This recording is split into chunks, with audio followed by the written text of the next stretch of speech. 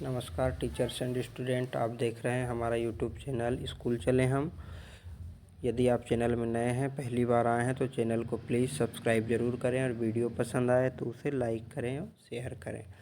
आज हम आपको बताएंगे एडुकेट अभ्यास पुस्तिका पर्यावरण कक्षा 5वीं, जो कि सत्र 2024-25 से ली गई है। इसका पाठ 9 डायरी कमर सीधी ऊपर चढ़ो।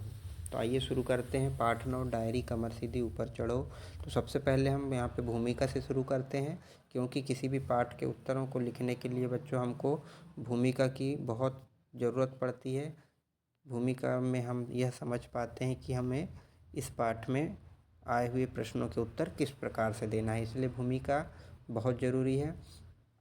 तो क्या है यहाँ पे भूमिका? चीनू की कक्षा को भ्रमण पर ले जाने की चर्चा कक्षा में चल रही थी। चीनू की शिक्षिका ने बताया वे शैक्षिक भ्रमण में पास की नदी के तट पर जाएंगे, जहाँ पर चट्टानें, शिलाएं और कलकल बहती नदी हैं। वहाँ पर जाने से पूर्व कुछ सावधानियाँ शिक्षिका ने सभी बच्चों को बताई और चीनू को ग्रुप लीडर बनाया गया। चीनू की एक अच्छी आदत थी, वह रोज़ डायरी लिखा करता था। उसने भ्रमण के दौरान रखी जाने वाली सावधानियां एवं शिक्षक द्वारा बताई गई अन्य सभी जानकारी अपनी डायरी में लिखी, जिससे उसे बहुत मदद मिली। ठीक है बच्चों, तो ये डायरी के बारे में है। कमर सीधी ऊपर चढ़ो। तो यहाँ शुरू करते हैं हम प्रश्न उत्तर अभ्यास प्रश्न। वस्तुनिष्ठ प्रश्न। प्रश्न क्रमांक 1.1 सही विकल्प चुनकर लिखिए। निम्नलिखित में से ग्रुप लीडर की जिम्मेदारी नहीं है, तो इसका उत्तर आ जाएगा बच्चों 2 नंबर का, केवल अपने खाने का इंतजाम करना है ना, क्योंकि सभी का करना पड़ता है। फिर है 2 नंबर, चट्टान के उतरने को क्या कहते हैं, तो इसका आ जाएगा रैपलिंग। ठीक, तीसरे नंबर का। फिर है 6 नंबर का, माउंट एवरेस्ट पर चढ़ने वाली पहली भारतीय महिला है, तो इसका आ जाएगा दूसरे नंबर का ऑप्शन बछेंद्री पाल। फिर है 10 नंबर, दिए गए समूह में से कौन सा समूह पर्वतारोहण में इस्तेमाल की जाने वाली चीज़ों का है, तो यहाँ पे इसका भी दूसरे नंबर का है राफ्टिंग, स्लिंग और स्लीपिंग बैग। फिर इसके बाद में आ जाएंगे हम प्रश्न 1.2 में रिक्त स्थानों की पूर्ति कीजिए। चट्टान पर चढ़ते समय आसानी से चढ़ सकें, इसके लिए चट्टानों के बीच खालिस्तान का कोण बनाते हुए चलना चाहिए, तो इसमें आ जाएगा 90 डिग्री का कोण। ठीक है।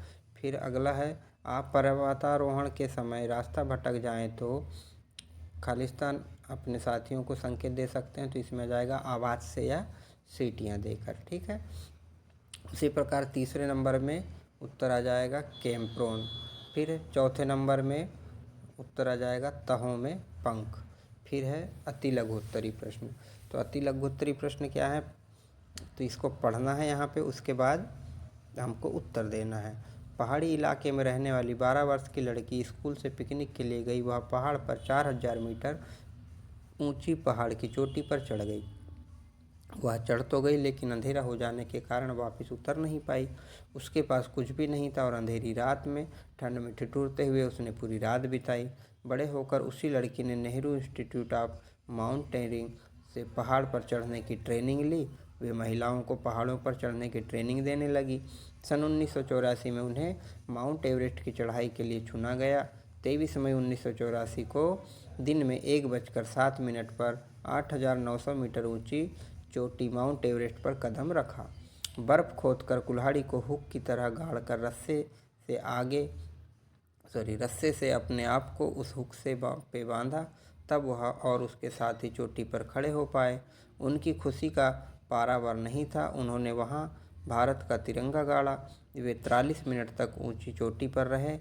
वह भारत की पहली महिला और संसार की 5वीं ऐसी महिला बन गई जिन्होंने एवरेस्ट पर कदम रखा।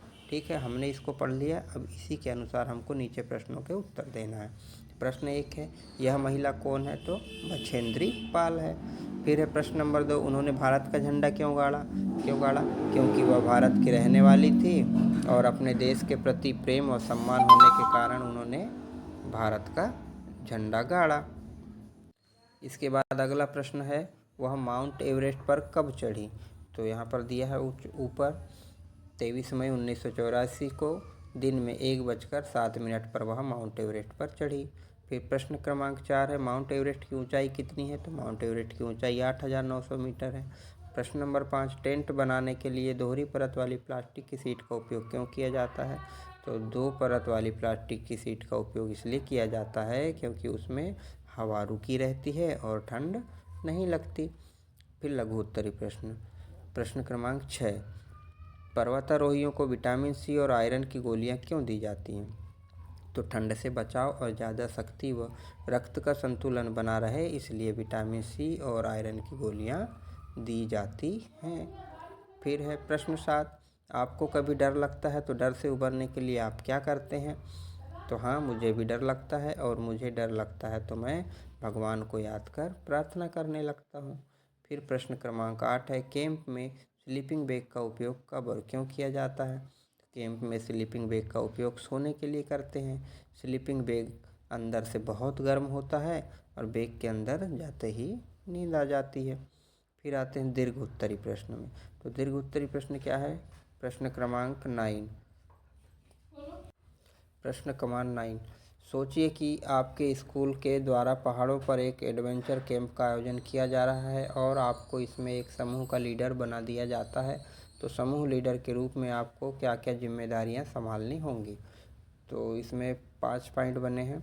बाकी लोगों का सामान उठाने में मदद करना, पूरे ग्रुप के आगे बढ़ जाने पर आगे बढ़ना, रुकने के लिए जगह ढूंढना, और फिर अगला पॉइंट है साथी के बीमार पड़ जाने पर उसका ध्यान रखना।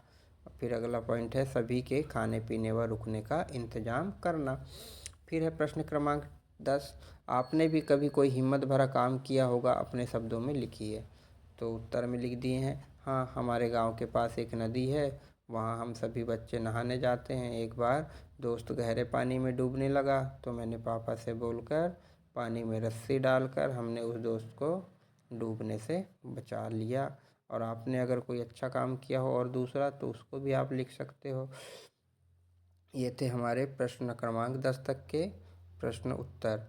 अब प्रोजेक्ट कार्य में क्या है, माउंट एवरेस्ट पर चढ़ने वाली पहली भारतीय महिला बछेंद्री पाल के चित्र एकत्रित करिए और माउंट एवरेस्ट पर चढ़ने की तैयारी एवं चढ़ने तक आने वाली कठिनाइयों और उनका सामना करने संबंधी आलेख लिखकर एक स्क्रैप बुक तैयार कीजिए। तो ये अलग से पन्नों में आप प्रोजेक्ट कार्य तैयार कर लीजिएगा अपने टीचरों की सहायता से। तो ये थे आपके प्रश्न क्रमांक 10 तक के प्रश्नोत्तर पाठ 9 डायरी कमर सीधी ऊपर चढ़ी का। Bye bye.